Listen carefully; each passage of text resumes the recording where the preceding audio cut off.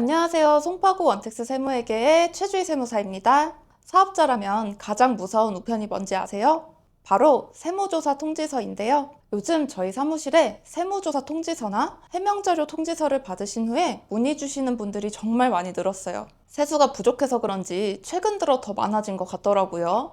오늘 이 영상 끝까지 보시면 세무조사가 왜 나오는지, 어떤 경우에 내가 대상이 되는지, 그리고 어떻게 하면 피할 수 있는지까지 완벽하게 알아보도록 할게요.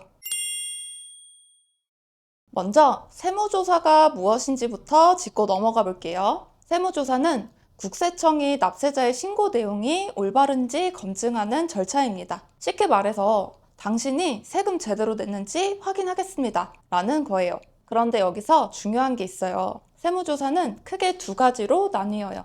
바로 정기조사와 비정기조사입니다. 이 두 가지가 나오는 이유는 완전 다르기 때문에 각각 어떤 경우에 해당하는지 제대로 알아두셔야 돼요. 우선 정기조사는 정기적으로 신고의 적정성을 검증하기 위해서 진행됩니다. 쉽게 말하면 특별한 혐의가 없어도 받을 수 있는 조사인 거죠. 이유는 크게 세 가지인데요. 첫째, 국세청은 매년 업종별로 납세자의 신고 내용을 분석합니다. 불성실하게 신고했다는 혐의가 있는 경우에는 정기조사 대상이 될 수 있어요. 둘째, 4년 이상 세무조사를 안 받았다면 이번엔 4차례가 될 수 있어요. 그리고 셋째, 무작위 표본조사인데요. 말 그대로 랜덤으로 뽑히는 경우입니다. 물론 소규모 사업자는 정기조사에서 배제돼요.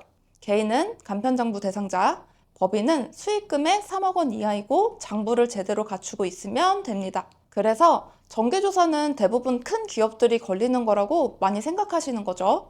자, 여기서 방심하시면 안 됩니다. 정기조사에서 빠진다고 해서 세무조사를 안 받는 건 아니에요. 왜냐하면 아까 말씀드린 비정기조사가 있기 때문입니다. 비정기조사는 특정 사유가 발생했을 때 국세청이 언제든지 착수를 할 수 있는 조사예요. 대부분의 사업자분들은 이쪽을 조심하셔야 하는 거죠.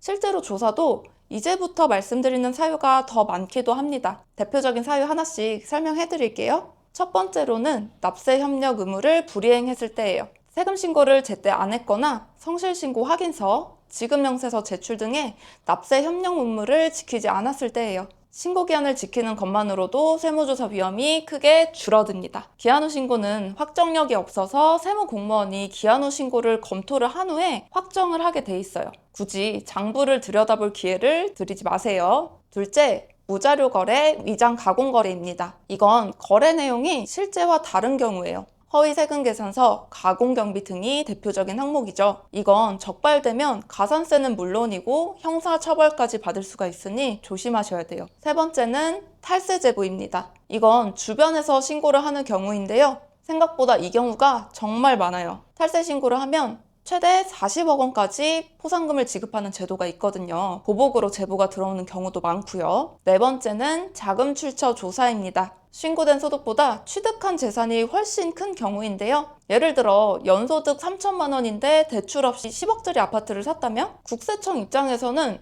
신고 안 한 소득이나 증여가 있다고 볼 수 있겠죠. 다섯 번째는 현금 매출 누락입니다. 현금을 받고 현금 영수증을 발행 안 하거나 소비자 계좌이체를 받을 때 대표자 명의 통장이 아닌 다른 통장으로 받는 경우예요. 소비자가 바로 국세청에 신고할 수도 있고 해명 통지가 나온 후에 제대로 소명하지 못하면 조사로 넘어가게 돼요. 제가 지난 영상에도 말씀드렸었지만 현금 영수증 미발행 가산세는 정말 무섭습니다. 부가세 포함된 매출 금액의 20%가 가산세로 부과되는 거예요. 꼭 조심하세요. 여섯 번째는 소득률이 업종 평균보다 낮을 때예요. 국세청은 업종마다 평균 소득률 자료를 보유하고 있어요. 사업을 영위한 지 꽤 시간이 흘렀는데도 같은 업종 평균보다 소득률이 한참 낮으면 매출 누락이나 경비 과대 계상을 의심할 수 있게 되겠죠? 그리고 기획조사입니다. 기획조사는 특정 업종이나 지역을 타깃으로 집중 점검하는 조사입니다. 예를 들어서 창업 감면을 받기 위해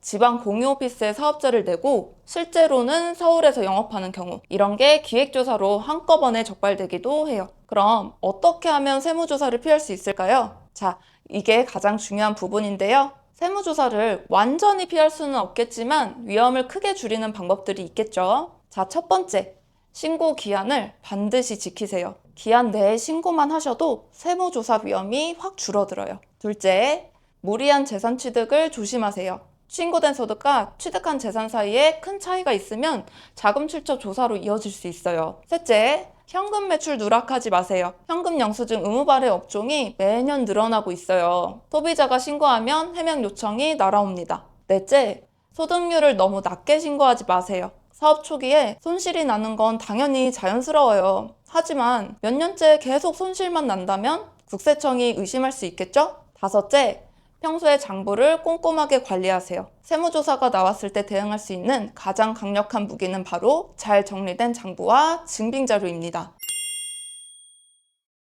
오늘은 세무조사가 나오는 이유와 예방법에 대해서 말씀드렸습니다. 물론 세무조사를 받지 않는 게 최선이겠지만 혹시라도 통지서를 받으셨다면 절대 혼자 대응하지 마세요. 대표님의 작은 한마디가 큰 파장을 불러오는 경우가 많거든요. 세무조사 대응이 필요하시거나 궁금한 점이 있으시면 댓글이나 송파구 원택수 세무회계로 전화주세요. 친절하게 상담드리도록 할게요. 지금까지 송파구 원택수 세무회계의 최주희 세무사였습니다. 감사합니다.